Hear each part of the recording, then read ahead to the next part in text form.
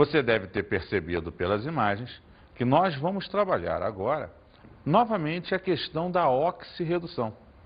Oxirredução essa que vai trabalhar, por um lado, a oxidação de um metal, onde ele vai perder elétrons, e a redução, por outro lado, onde ele vai ganhar elétrons. Nessa troca, ele gera uma diferença de potencial, lembra da física? E uma voltagem. Logo, as reações aqui apresentadas vão produzir energia elétrica.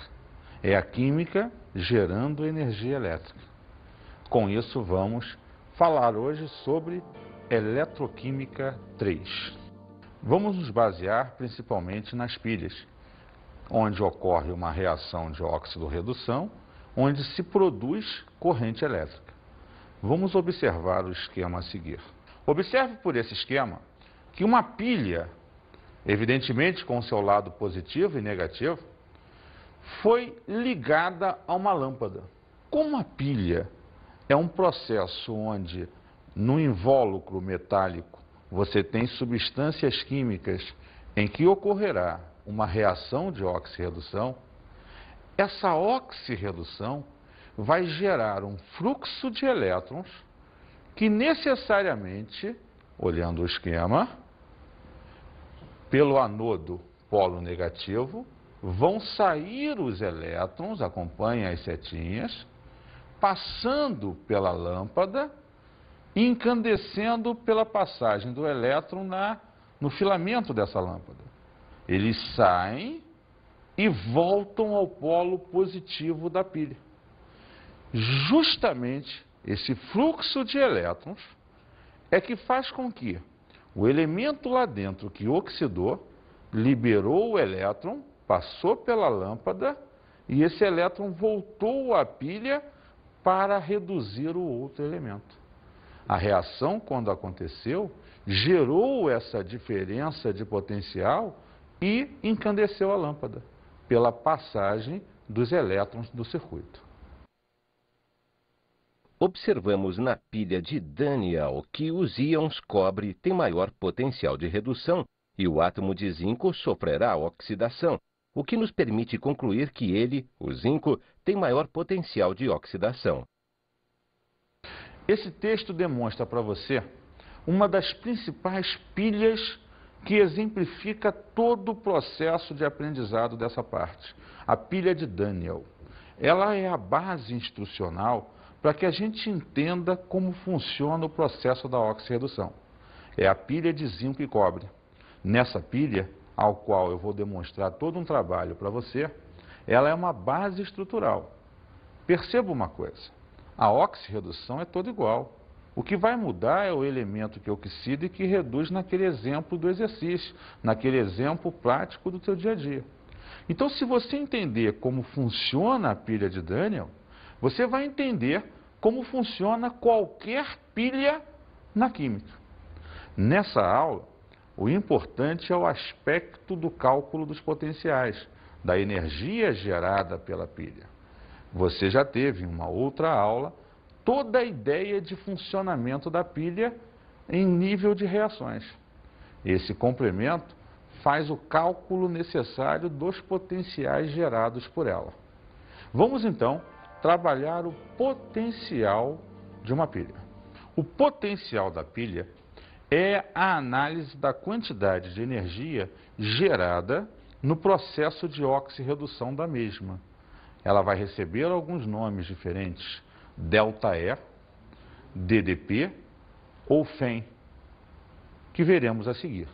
Diferença de potencial, DDP ou ΔE. Força eletromotriz, FEM. Basicamente, não importa escrever ΔE, DDP ou FEM, todos significam a mesma coisa. Vou representar em função do ΔE, mas poderia estar escrito ali DDP ou poderia estar escrito ali FEM normalmente. O ΔE, o potencial da pilha, vai ser dado em função do potencial de oxidação do elemento que vai oxidar, mais o potencial de redução do elemento que vai reduzir. Você verá que as reações, quando dadas, vão oferecer a você, no exercício, na questão, o potencial de oxidação ou de redução. Eles são iguais, só que de sinais contrários. Então, se der o de redução, o de oxidação é só trocar o sinal. Se der o de oxidação, o de redução é só trocar o sinal. Isso será sempre dado na questão. O que você precisa saber é perceber quem oxida e quem reduz e automaticamente somar esses potenciais. Aí você vai verificar quanto aquela pilha vai produzir de energia, qual o potencial daquela pilha. Vamos ver um exemplo. Eu vou exemplificar para você as reações da tal pilha de Daniel, do exemplo inicial, daquele texto. Em função dela, eu vou te mostrar o funcionamento e o cálculo do potencial. Veja, o zinco vai sofrer oxidação. Ele vai sair de 0 para mais 2 e liberar 2 elétrons. Quando ele oxida, ele gera um potencial de 0,76 volts nessa liberação de elétrons. Por outro lado, o cobre vai sofrer redução. Ele sai de mais 2 para 0, recebendo os 2 elétrons que foram liberados pelo zinco. Nesse processo de redução, ele libera 0,34 volts. Então, foi dado para você o potencial de oxidação do elemento que oxida, o potencial de redução do elemento que reduz. Basta, para calcular a DDP, ΔE ou FEM, somar os dois valores. Essa pilha de zinco e cobre vai produzir 1,10 volts, quando jogados o zinco e o cobre em contato um com o outro. Isso vai gerar uma oxirredução e liberar um potencial de 1,10 volts. De uma forma global, a gente mostra isso da seguinte maneira. O zinco saiu de 0 e veio para mais 2. Oxidou. O cobre saiu de mais 2 e veio para 0. Repara que essa é chamada reação global porque ela mostra a oxidação de um elemento e a redução do outro. Estas iniciais são chamadas de semi-reações ou semicélula ou ainda semicela. Primeiro porque esta só mostra a oxidação. Então ela é a semi-reação de oxidação. Semi significa metade. É metade do processo. E o cobre está reduzindo. Então essa é a semi-reação de redução. Beleza? Vamos continuar então. Espontaneidade de uma reação. A gente falou lá no início que a pilha é uma reação de oxirredução espontânea. Ela acontece naturalmente e produz energia. Quando é que você vai avaliar a espontaneidade da pilha? Quando você verificar que o potencial gerado por ela é maior que 0. Ah, eu calculei lá, deu mais 2 volts. Essa pilha é espontânea, porque ela produz energia. Ah, e se eu calculasse e desse menos 1,5 volts? Esse processo não é espontâneo, porque para ser espontâneo, o ΔE, DDP ou FEM, tem que ser maior que 0. Isso é que caracteriza uma pilha. Ah, só um detalhezinho. Se você calcular lá o potencial e deu negativo, você deve ter feito o seguinte, invertido os elementos. Faça de novo a questão e quem você achou que oxidava, bote para reduzir. E quem você achou que reduzia, bote para oxidar. Você vai ver que aí vira uma pilha. Aí a DDP se torna positiva e você tem uma reação espontânea. Vamos ver o próximo quadro. Pilhas ou baterias. ΔE maior que 0. Logo é espontâneo. Então veja, é aquilo que nós acabamos de conversar. Se a reação ocorre e produz energia, ela é espontânea. Então ela é chamada de pilha ou bateria. E o ΔE é sempre maior que zero. E se não for, professor? Vamos ver. Ah, vai ser uma eletrólise, porque o ΔE é menor que zero. Então não é espontâneo.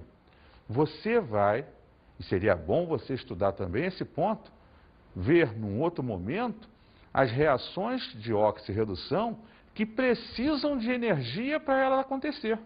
Ou seja, como ela não é espontânea, alguém tem que emprestar o elétron. Aí você vai ter que enfiar na jogada um gerador. É ele que vai fornecer o elétron para propiciar o processo. Ela é justamente o inverso das pilhas. Mas a eletrólise é um objeto de uma outra aula, que com certeza você procurará estudar. Vamos continuar. Potencial padrão. Eletrodo de hidrogênio, potencial do hidrogênio, 0 volts. Ou seja, a química precisou, para avaliar o quanto cada elemento, quando oxidava ou reduzia, produzia de energia, de um parâmetro de comparação. Então ela viu que o hidrogênio, quando sofria sua oxirredução, gerava 0 volts para fazer isso. Como substância simples, altamente estável, ele oxidava ou reduzia com 0 volts sendo gerado. Isso então criou-se na química o potencial padrão. O cara que, em comparação com outros, definiria quanto o outro produz. Porque você imagina, eu junto o zinco com o hidrogênio. Aí eu produzi 3 volts. Se o hidrogênio é sempre 0, quanto é que é o potencial do zinco? 3 volts. Ah, ferro com hidrogênio. Ah, eu produzi 2 volts. Se o hidrogênio é 0, esse que eu produzi é de quem? Do ferro. Então, em função do potencial padrão, eu pude determinar o potencial de todos os outros elementos que normalmente eu gero pilhas ou processos eletrolíticos. Essa é a ideia do potencial padrão. Vamos observar esse texto que vem aí. O fluxo de elétrons em uma pilha ocorre sempre do anodo para o catodo, ou seja, do eletrodo de maior potencial de oxidação para o eletrodo de menor oxidação. As pilhas, por serem processos espontâneos, apresentam sempre ΔE positivo, ΔE maior de zero. Viu a importância da determinação do potencial dos outros elementos? Pois só assim a gente consegue ver e calcular o tal potencial. Quer ver uma coisa interessante? Quando você tem uma obturação que você acabou de fazer no dentista, aí você vai almoçar aquele talher de prata da vovó lindo e maravilhoso, aí você sem querer botou o talher na boca com a comida e bateu a prata no teu dente. Você sentiu um choque. Lembra aquele choquezinho que você já sentiu quando encostou o metal no outro? Isso é uma pilha. É a ideia que você tem de que quando um metal se encosta no outro, que é diferente, ele vai gerar uma oxirredução e um potencial, uma quantidade de energia, que você sente, às vezes você sente um choque. Esse choque foi gerado por essa junção de 2 elementos químicos, gerando um potencial. Então vamos caracterizar melhor isso. Vamos trabalhar o cálculo do potencial. E com isso, vamos puxar um exemplo para ficar mais clara a ideia. O valor do ΔE para a célula representada pela equação íon prata mais o magnésio, gerando prata mais o íon magnésio. Perceba uma coisa, quando ele dá essa equação para você, ele está te mostrando que se a prata era mais 1 e gerou a prata 0, ela está reduzindo. Se o magnésio era 0 e passou a ser 2+, ele está oxidando. Então ele já te induz na equação quem oxidou e quem reduziu. Vamos ver o resto do enunciado. Conhecendo-se os potenciais padrão de redução, então observe que ele deu para você tanto o potencial de redução da prata quanto do magnésio. Mas espera aí, professor, o magnésio oxidou. Lembra que eu já te disse. Você então vai pegar o potencial dele e inverter. Porque você percebeu na reação que ele oxida. Vamos continuar aqui. Olha lá. A prata, ao reduzir, gera 0,80 volts. O magnésio, ao reduzir, gera menos 2,37 volts. Então, se o magnésio vai oxidar, eu vou inverter esse valor. Vamos ver se é isso? Vamos resolver o exercício. É igual a, letra A, mais 3,17 volts. Letra B, mais 1,57 volts. Letra C, mais 0,77 volts. Letra D, menos 3,17 volts. Letra E, menos 0,77 volts. Em função do que eu falei para você, vamos raciocinar a resolução da questão. Como a prata reduz, eu pego a reação de redução e o potencial de redução. Como o magnésio oxida, eu pego a reação de oxidação, inverti a que ele me deu, e o potencial de oxidação. Eu inverti o sinal, olha lá.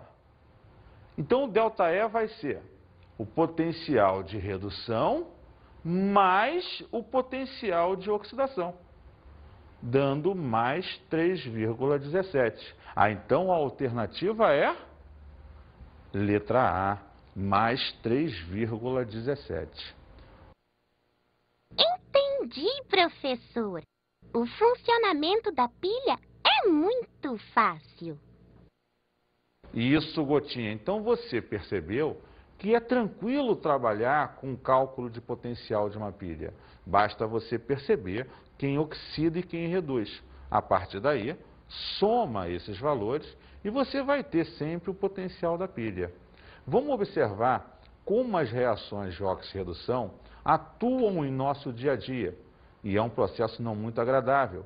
A gente vai falar do desgaste sofrido por peças metálicas por conta da situação da oxirredução. A gente vai falar agora da corrosão. Mais precisamente da corrosão e a proteção dos metais. Porque se é natural ocorrer na natureza o processo de corrosão, é natural que as peças se desgastem. Então, me interessa valorizar a peça fazendo com que ela não se desgaste, fazendo com que o meu navio, aquele grande transatlântico, possa cortar o oceano e não enferrujar todo no final da viagem. Conservá-lo o melhor possível. É nesse aspecto que a gente tem que perceber como funciona a corrosão para que a partir daí possamos proteger os materiais. Corrosão é a deterioração de metais através do processo eletroquímico que ocorre nas reações de oxirredução. As corrosões são comuns no nosso dia a dia. A formação de ferrugem em objetos de ferro, o escurecimento da prata, a formação do azinhavre, camada verde de carbonato de cobre que se forma sobre objetos de cobre, etc. Percebeu lá?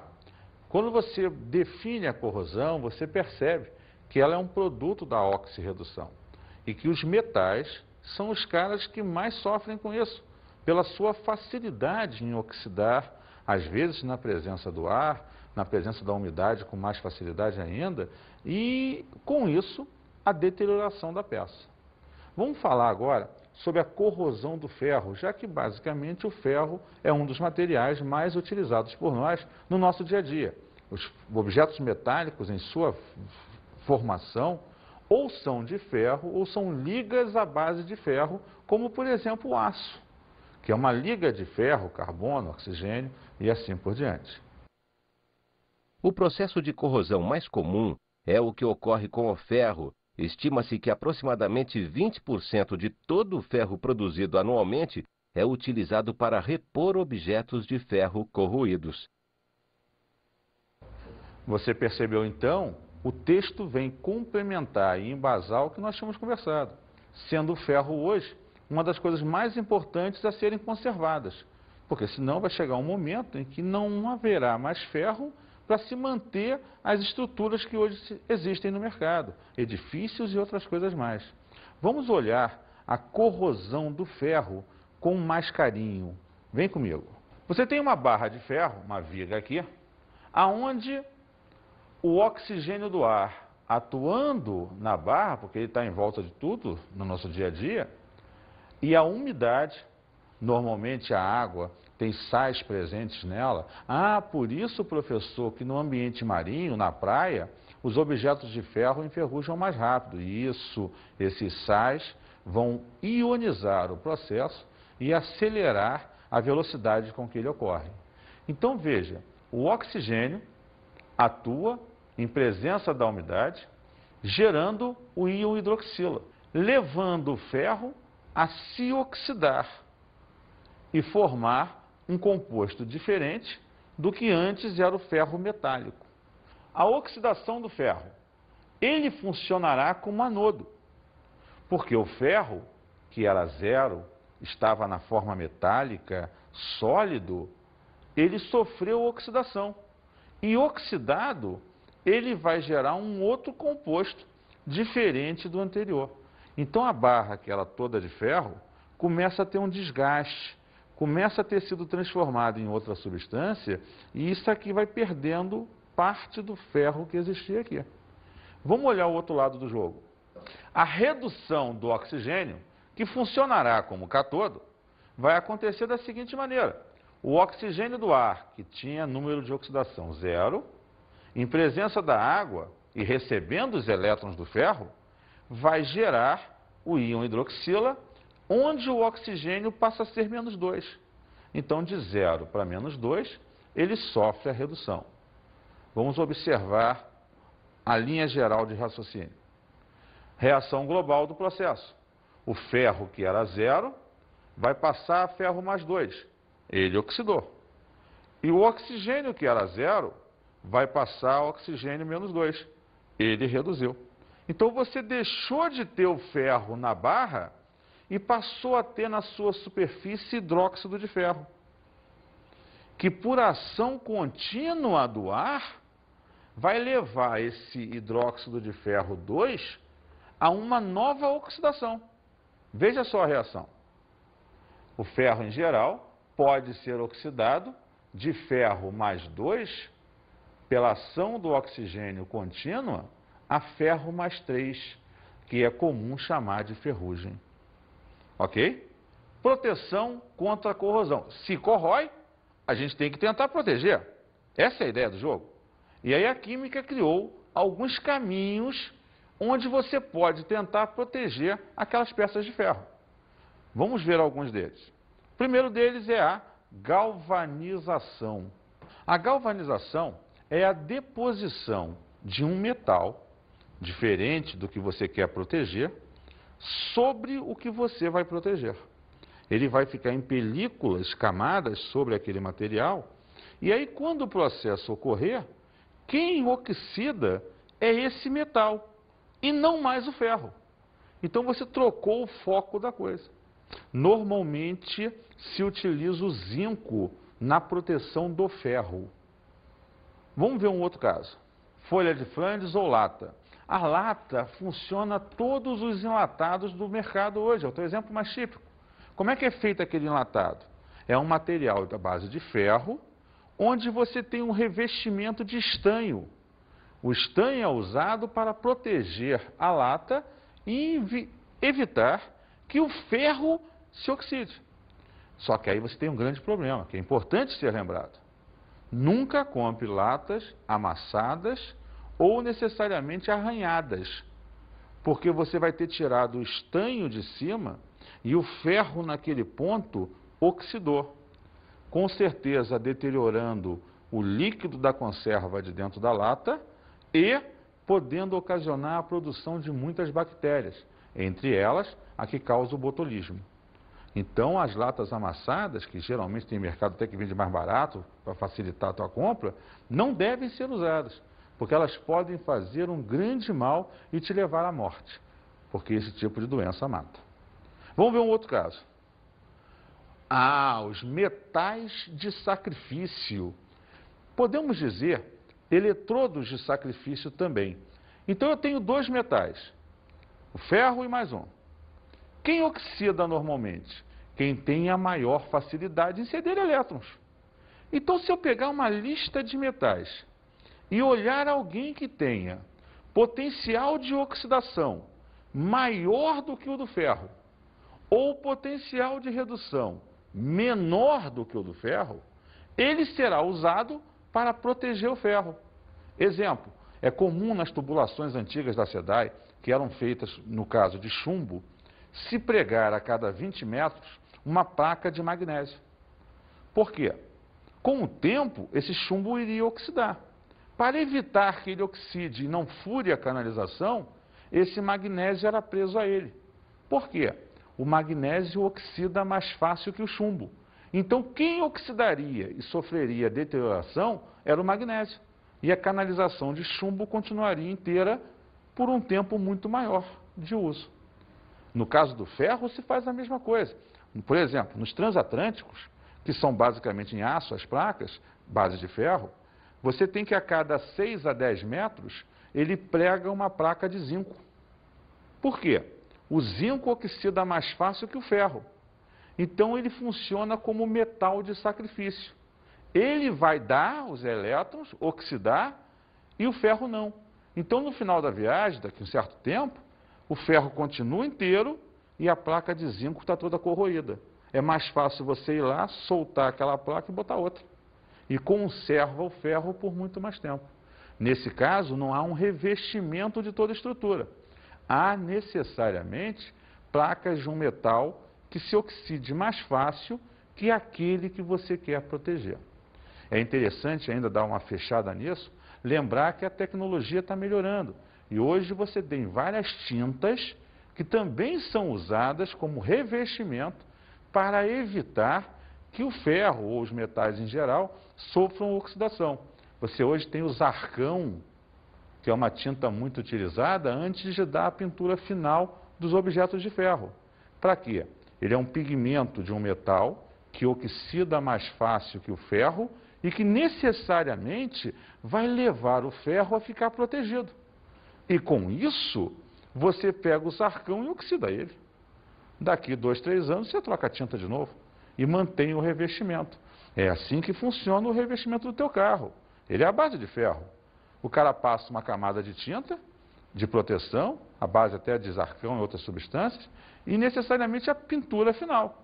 Enquanto não tiver um arranhão, aquilo não oxida. Com arranhou, aí começa a enferrujar o carro. Mergulhando-se um prego de ferro limpo em água, observa-se, com o passar do tempo, um processo de corrosão superficial.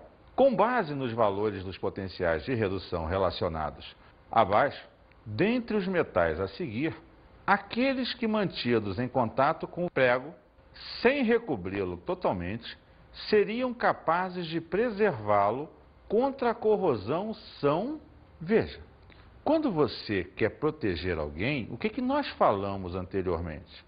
Eu devo buscar alguém que oxide mais facilmente que o elemento a ser protegido. E como é que eu olho numa tabela quem é que vai proteger o cara? Olhe se o elemento que você quer tenha um potencial de oxidação maior do que o elemento a ser protegido. Ou se dados potenciais de redução que tenha o potencial de redução menor que o do elemento a ser protegido. Como é um prego, a base do prego é o ferro. Então eu vou buscar na tabela alguém cujo potencial de oxidação seja maior ou de redução menor que o do ferro. Vamos ver essa resolução então. Os potenciais foram dados. Letra A, magnésio 0 e zinco 0. Letra B, prata 0 e cobre 0. Letra C, cobre 0 e chumbo 0. Letra D, magnésio 0, zinco 0 e chumbo 0. E letra E, magnésio 0 e prata 0. Então vamos resolver a questão e voltar na tabela de potenciais dada. Veja lá, todos os potenciais estão indo de mais 1 para 0, mais 2 para 0, mais 2 para 0, mais 2 para 0, mais 2 para 0, mais 2 para 0. Lembrando a você que quando não tem nada escrito é 0. E quando tem só o sinal de mais, subentende-se o 1 ali do lado, porque você sabe que o 1 não se escreve na química. Então, se está indo de um número maior para um número menor, aqueles são potenciais de redução, mesmo que o enunciado não tivesse dito, mas ele disse. E o que nós falamos então? Se dados potenciais de redução, proteger o elemento é escolher aquele que tem potencial de redução menor do que o próprio elemento. Então vamos ver. Eu quero proteger o ferro, que é menos 0,44. Vou escolher nessa tabela os elementos que tenham potenciais de redução menores do que o do ferro. Quem é um número menor do que esse aqui? Menos 0,76, menos 2,37. Então, Edson, só o zinco e o magnésio podem proteger o ferro. Então, em que alternativa eu vou optar? Letra A. Muito bem. Observa lá que na letra A você tem o magnésio e o zinco colocados como opção. Entenderam? Viu como é tranquilo trabalhar com pilhas? Vamos então às nossas dicas de estudo.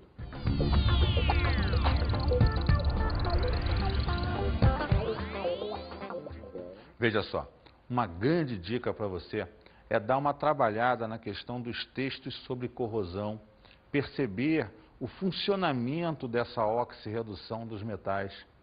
E outra coisa interessante seria você estudar e aprofundar exercícios de cálculo de potenciais.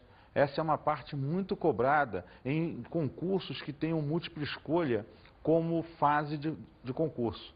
Nessa fase de múltipla escolha, geralmente caem muitas questões sobre cálculo de potencial. Um grande abraço e até o nosso próximo encontro.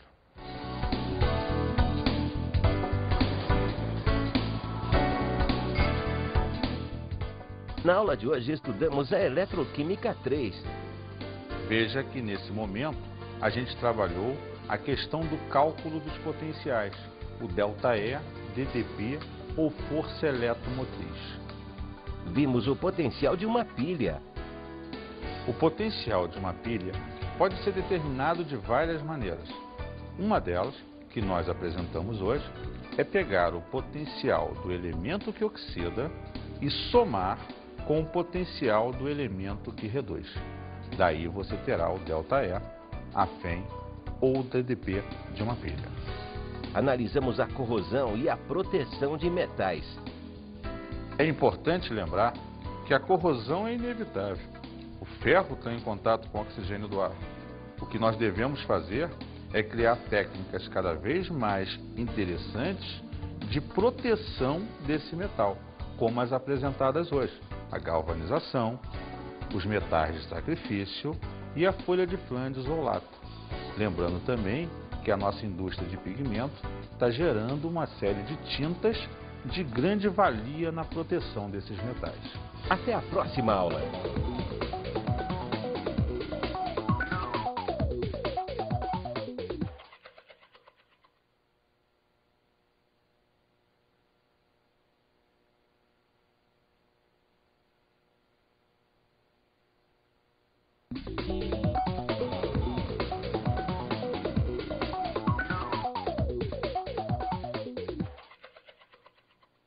Colega, é importante nesse momento enfatizar com os teus alunos as maneiras diferentes, dando bastante treinamento a ele, de calcular os potenciais de uma pilha.